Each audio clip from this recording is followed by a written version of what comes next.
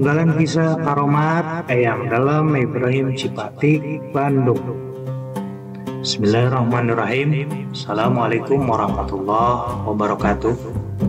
Apa kabar bala tarik semuanya? Semoga sehat walafiat dan selalu dalam lindungan Allah yang Maha Kaya juga Maha Kuat. Saat ini admin ingin menyampaikan penggalan kisah karomat Eyang Dalam Ibrahim Cipatik, Bandung. Kisah ini diawali dari rutinitas sang ayah beliau yang bernama Raden Anggayuda Cicapar. Ayahnya ini selalu mengikuti pengajian rutin bersama Mama Syafi'i Cijenung, saudara kandung Sultan Mansyuruddin Cikadawen, Banten. Di majelis ta'limnya Eyang Dalam Mahmud, Syekh Abdul Manap Mahmud. Setiap ayahnya pergi mengaji, Eyang Dalam Ibrahim yang saat itu masih anak-anak selalu ikut bersama. Namun, beliau punya kebiasaan aneh. Sesampainya di kampung Mahmud, Eyang Ibrahim selalu mencuri telur ayam. Dan beliau siapkan lodong awi berupa bilahan bambu sebagai wadahnya.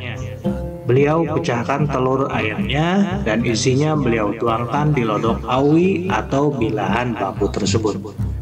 Sehingga berapapun telur yang dicuri akan masuk di wadah lodong awi tersebut.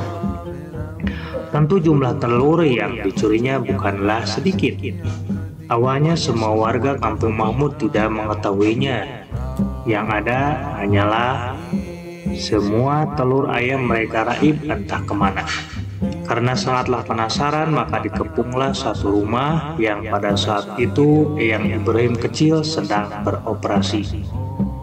Dengan satu komando, maka diseranglah Eyang Ibrahim oleh seisi kampung untuk disergap dan ditangkap.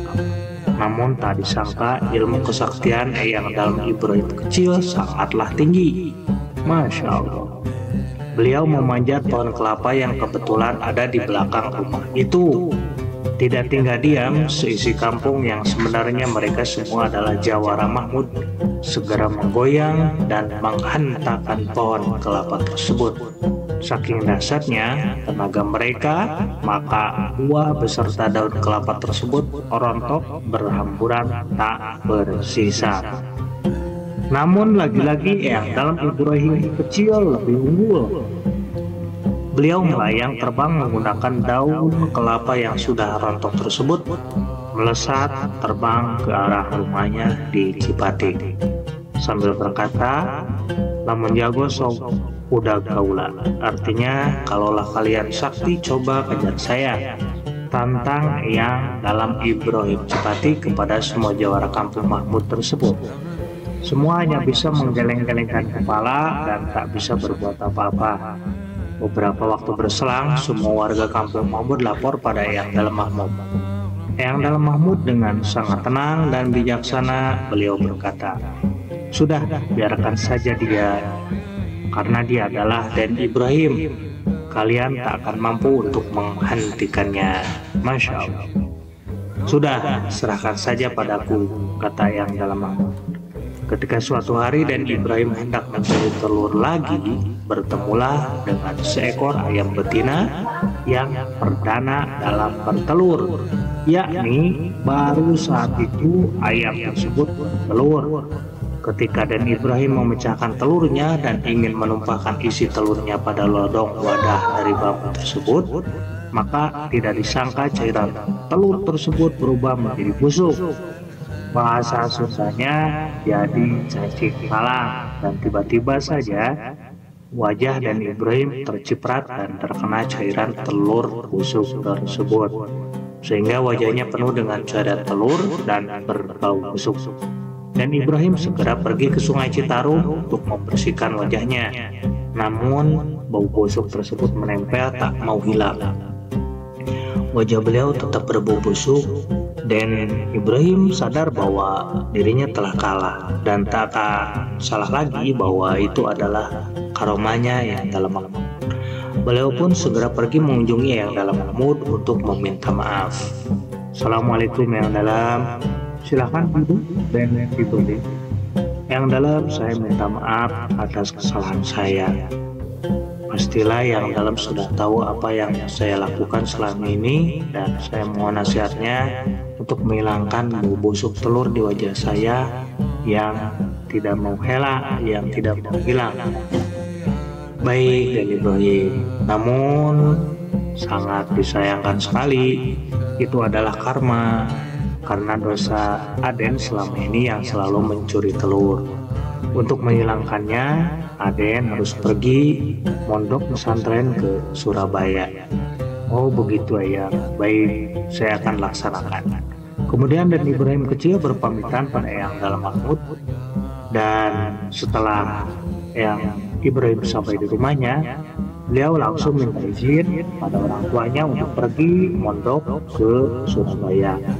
Alhamdulillah orang tuanya memberikan izin. Kemudian setelah tiba pada saatnya untuk pergi, Eyang Dalam Ibrahim berangkat dengan berniat mondok di Surabaya, suatu tempat yang sangat jauh dari Bandung. Beliau berjalan kaki menuju Surabaya dari Cipatik, Bandung dalam usia yang masih sangat muda.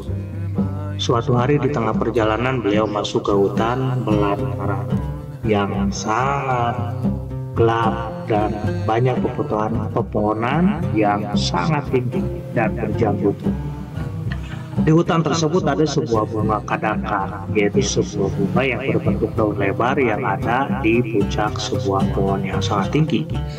Beliau langsung terbang dan duduk di atas bunga kadaka tersebut. Beliau berniat sebelum pergi ke Surabaya, beliau akan bertobat terlebih dahulu sehingga bau busuk di wajahnya akan hilang. Kemudian beliau duduk di atas pohon tersebut untuk berzikir, sholat, juga bersolawat dan bertaubat. Dan hal itu beliau lakukan bukan dalam waktu sebentar, tetapi selama 10 tahun. Subhanallah. Sampai suatu hari bau busuk pada wajahnya hilang. Alhamdulillah, tanda dosa beliau sudahlah diampuni. Kemudian beliau kembali meneruskan perjalanan ke Surabaya untuk berguru ilmu agama pada ulama di sana. Berguru di sana selama puluhan tahun sampai usianya di atas 50 tahun. Bukan waktu yang singkat. Dan begitulah rata-rata para wali Allah dalam menimba ilmu agama pada zaman dahulu. Beda dengan para santri pada zaman sekarang, sehingga hasilnya sangatlah maksimal dan sempurna karena waktu yang digunakan untuk belajar sangatlah panjang, lama, dan leluasa. Pada saat pulang ke Bandung, beliau transit dulu di Masjid Agung Sumedang. Diceritakan beliau sempat menyelesaikan suatu permasalahan pelik yang tidak bisa dipecahkan oleh para ulama setempat yang kebetulan sedang bermusyawarah memecahkan suatu permasalahan atau basul masail di masjid tersebut. Sampai beliau diminta untuk tinggal di Sumedang oleh Pangeran Sumedang, tapi beliau tetap pulang ke Cipatik. Kemudian beliau setelah beberapa tahun berlalu dan memiliki putra, maka putranya Mbah Buhori diutus ke Sumedang. Dan diceritakan pula bahwa pada akhirnya beliau juga diangkat jadi menantu oleh Eyang Dalam Mahmud, Syekh Abdul Manap Mahmud. Begitulah balad tarik semuanya, penggalan sebagian dari kisah singkat yang dalam Ibrahim Cipati. Semoga bermanfaat.